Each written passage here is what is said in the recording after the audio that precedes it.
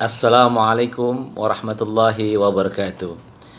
Alhamdulillah alladzi anzala as-sakinata fi qulubil mu'minin liyazdadu imanan ma'a imanihim walillahi junudus samawati wal ard wa kana Allahu aliman hakima. Asyhadu an la ilaha illallah wahdahu la syarikalah wa asyhadu anna Muhammadan abduhu wa rasuluh la nabiyya wa la rasula ba'da. Amma ba'd fa ya ibadallah usikum wa nafsi bittaqwallah wa ta'atihi la'allakum tuflihun. Ibu-ibu yang saya hormati, pengurus Al-Irsyad wanita Jakarta Timur yang berbahagia, serta jamaah yang saya hormati.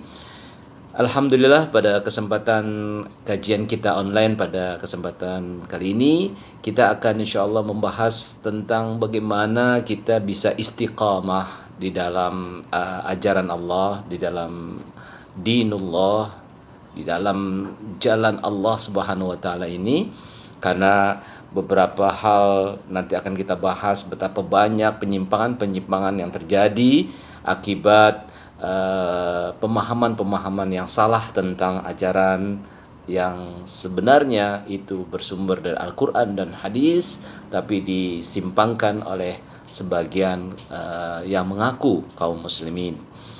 Untuk itu mari sama-sama kita akan bahas satu ayat dalam Al-Quran di surat Al-An'am ayat 153. A'udzubillahi minasyaitonirrajim.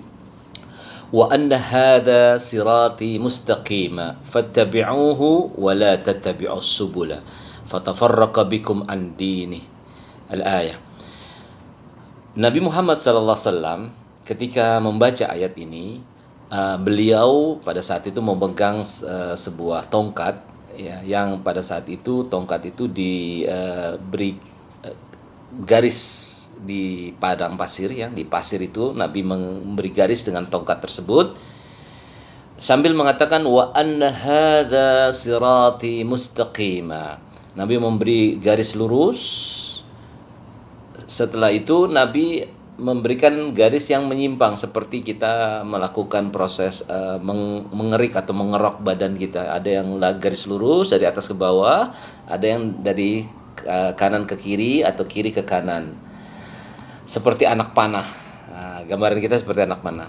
Nabi mengatakan wa anna hadza sirati mustaqima. Ini jalanku yang lurus, maka ikuti jalanku yang lurus ini. Jangan kamu ikuti jalan yang subul, yang menyimpang dari jalan Allah Subhanahu wa taala. Fatafarraqa bikum an sabili. Maka kalian akan berpisah jalan dari jalan Allah Subhanahu wa taala. Ditunjang lagi ada sebuah ayat di dalam surat Yusuf 108. A'udzubillahi minasyaitonirrajim. Qul hadhihi sabili ad'u ila Allah ala basiratin ana wa manittaba'ani. Inilah jalanku yang lurus. Wa anna hadha sirati mustaqima. Ya. Qul hadhihi sabili, ini jalanku, kata Allah Subhanahu wa taala. Ad'u ila Allah. Jadi bagaimana ciri daripada jalan Allah tersebut? Kita sering mengatakan sabilillah, jalan Allah. Berinfaklah di jalan Allah, berhijrahlah jalan Allah, wahajiru fi sabilillah, ya, berhijrahlah di jalan Allah, berjihadlah di jalan Allah, wajahidu fi sabilillah haqqa jihadi. Jalan Allah itu seperti apa?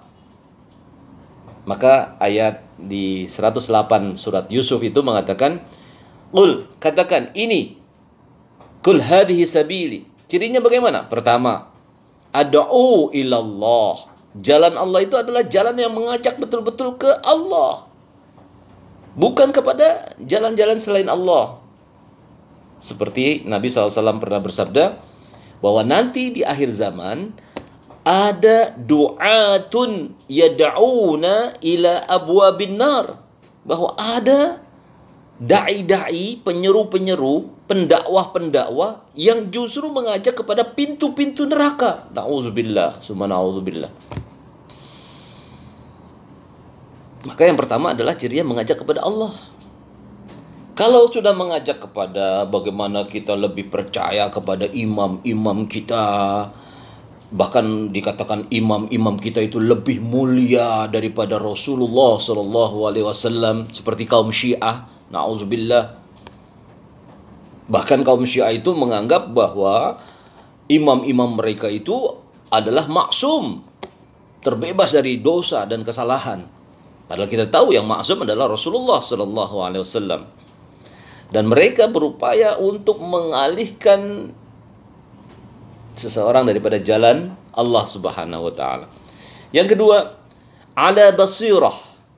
Apa itu basirah? Berdasarkan basirah, yaitu al-hujjatul balighah. Dalil yang nyata.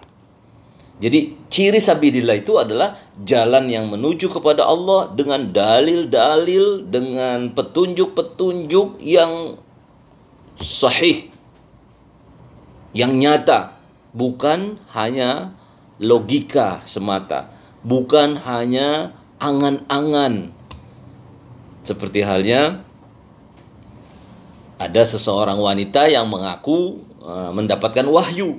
Nah, itu kan angan-angan, bukan dalil yang nyata. Apakah ada seorang wanita yang mendapatkan wahyu dan mengaku sebagai malaikat Jibril?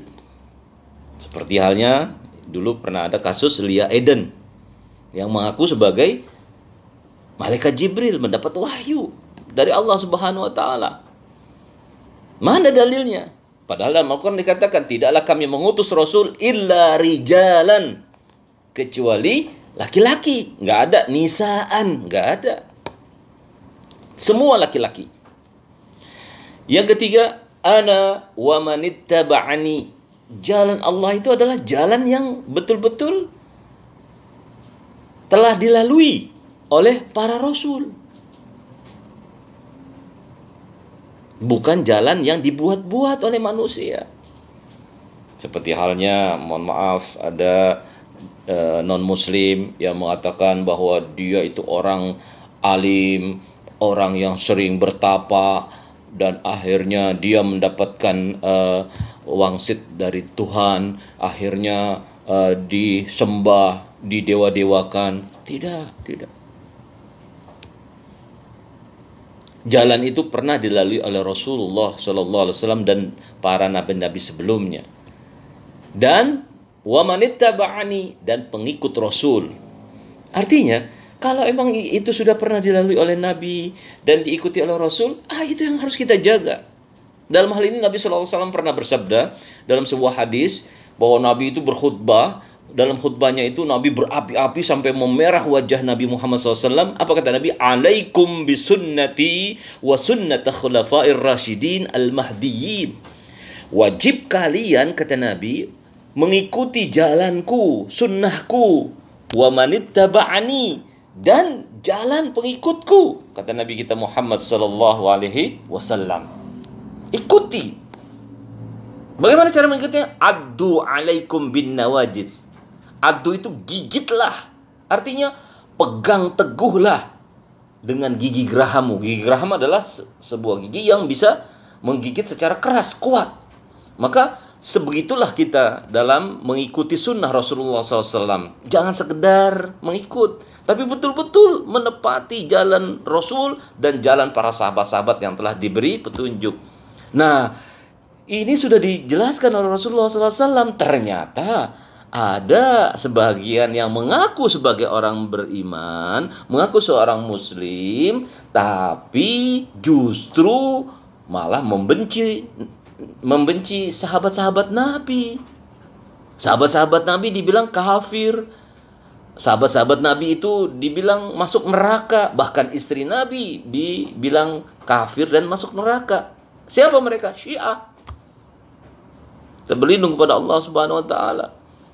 Yang mana mereka itu jelas-jelas salah dan sesat, sudah difatwakan oleh Majelis Ulama Indonesia.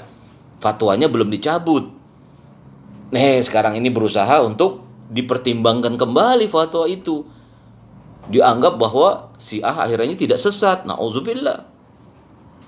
Contoh lagi misalnya Ahmadiyah, yang pemimpinnya namanya Muhammad Sadiq, ya. Ahmad Sadiq, ya. Ahmad Musaddiq. itu bertapa di sebuah gunung, ya, di goa. Dia bertapa selama 40 hari 40 malam, keluar ngaku nabi. Sehingga pengikut-pengikutnya menganggap bahwa ini nabi. Syahadatnya pun berubah, asyhadu an la ilaha illallah wa anna Ahmad Musaddiq Rasulullah. Nauzubillah. Begitu pula yang kita kenal, ya, dulunya di Pakistan, ya, Ahmadiyah mengaku ada nabi setelah Nabi Muhammad SAW. Ya, nabi mereka namanya Mirza Ghulam Ahmad.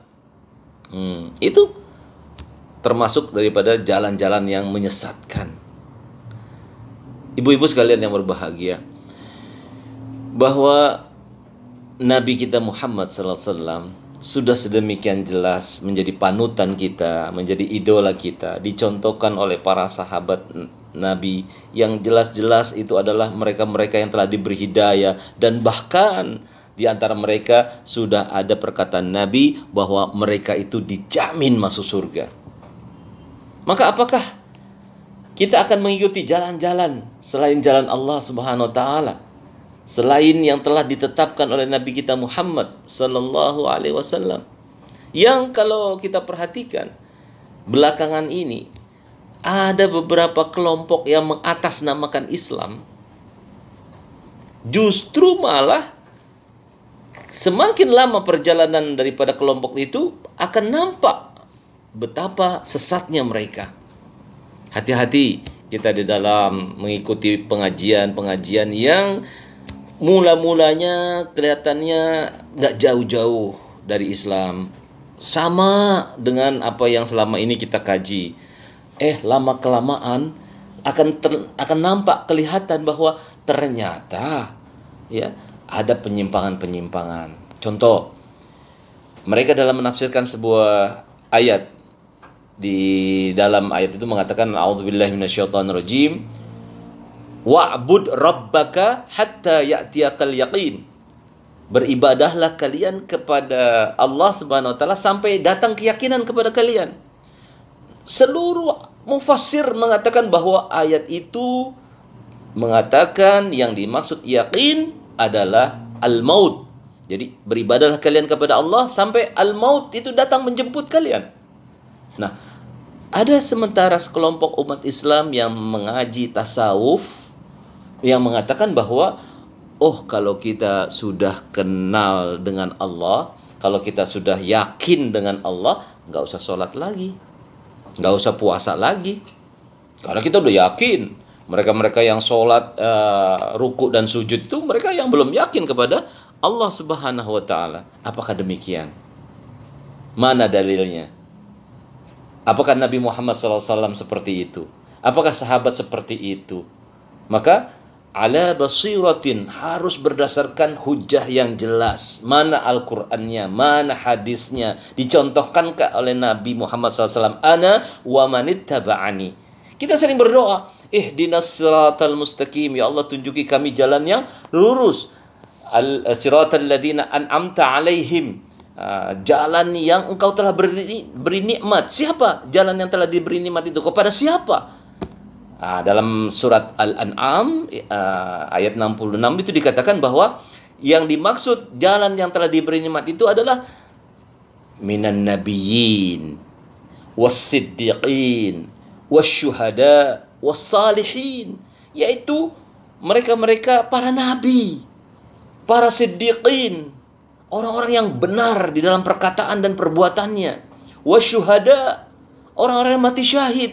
Itu udah jelas perlu diikuti langkah kehidupan mereka itu. Yang keempat, wassalihin, dan orang-orang yang saleh. Kalaulah nabi, para siddiqin, syuhada dan salihin mungkin jauh dari kita yang katakanlah umat Islam yang awam-awam saja. Namun as-salihin, mereka-mereka yang saleh, bisa kita ikuti. Ikuti manhaj, ya, ikuti daripada metode-metode, ya, bagaimana orang-orang salafus saleh sebelum kita membimbing kita bagaimana cara ibadahnya, bagaimana akhlaknya, bagaimana perbuatan-perbuatan mereka di dalam kehidupan sehari-hari, baik secara pribadi, masyarakat, maupun kepada yang lebih penting kepada keluarga. Jangan sampai seseorang baik di luar, tapi terhadap keluarganya tidak dibina dengan baik. Padahal Nabi kita mengatakan bahwasanya keluarga itu menjadi perhatian utama. Ibda binafsik, mulai dari dirimu, diri kita dan keluarga kita. Ya ayyuhalladzina amanu ku anfusakum wa ahlikum nara. Wahai orang beriman, jaga dirimu dan keluargamu dari api neraka. Mari kita jaga diri kita, keluarga kita dari pemahaman-pemahaman yang menyimpang dari ajaran Islam, ya, seperti Syiah, Ahmadiyah, maupun katakanlah ada sebuah lembaga dakwah Islamiyah Indonesia yang mengatakan kalau bukan jamaah mereka itu adalah kafir, dianggap najis. Kalau kita sholat di masjidnya dipel lagi, dibersihkan lagi. Ada jamaah yang namanya JIS, Jamaah Ingkar Sunnah, yang mereka hanya berpatokan kepada Al-Quran saja. Mereka tidak percaya kepada sunnah, kepada hadis Nabi Muhammad SAW. Padahal hadis yang tadi saya sampaikan, alaikum bisunnati wa sunnata khulafair rasyidin. Wajib atas kalian memegang teguh, berpegang teguh kepada sunnahku dan sunnah para khulafaur rasyidin. Tapi mereka, kelompok jamaah Islam, jamaah ingkar sunnah, itu tidak percaya kepada hadis Nabi Muhammad SAW. Jadi bagaimana mereka sholatnya? Mereka sholatnya seperti dalam Al-Quran. Al-Quran bersifat umum. Dalam Al-Quran dikatakan, sholatlah kalian, ya, aqimis salata liduluki syamsi ila ghasaqil laili wa Qur'an al-fajr. Sholatlah kalian, ya, ketika matahari tergelincir, yaitu matahari setelah lewat dari istiwa, dari garis tengahnya, jadi ba'da zuhur, ila ghasaqil lail, yaitu ketika malam muncul, yaitu ba'da maghrib, wa Qur'an al-fajri, dan fajar. Jadi mereka sholatnya 3 waktu, ba'da zuhur, ba'da maghrib, dan fajar. Padahal Nabi mengatakan, "Shallu kama ra'aitumuni usalli." Salatlah kalian sebagaimana lihat aku salat.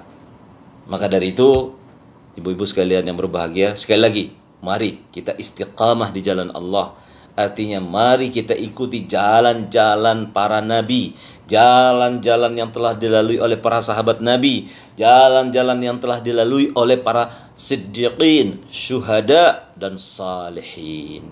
Mudah-mudahan insyaallah kita semua terlindungi daripada mengikuti aliran-aliran sesat, aliran-aliran yang justru sebenarnya mengajak kepada jalan-jalan selain Allah. Fatafarraqa bikum an sabili, pasti berpisah jalan, nggak bakal ketemu. Hati-hati, mudah-mudahan insyaallah tausiah ini bermanfaat, khususnya di abad atau di zaman yang sekarang ini penuh dengan kekacauan, penuh dengan penyimpangan-penyimpangan. Mari kita jaga daripada akidah kita. Mari kita istiqamah, baik secara pribadi, keluarga, dan masyarakat lingkungan kita. Kita jaga agar betul-betul dapat menepati jalan Allah Subhanahu wa ta'ala, siratal mustaqim. Semoga bermanfaat dan insya Allah kita semua terlindungi daripada penyimpangan-penyimpangan yang membawa kita kepada murka dan azab Allah Subhanahu wa ta'ala. Hadanallah wa iyyakum ajmain wal 'afu minkum. Assalamualaikum warahmatullahi wabarakatuh.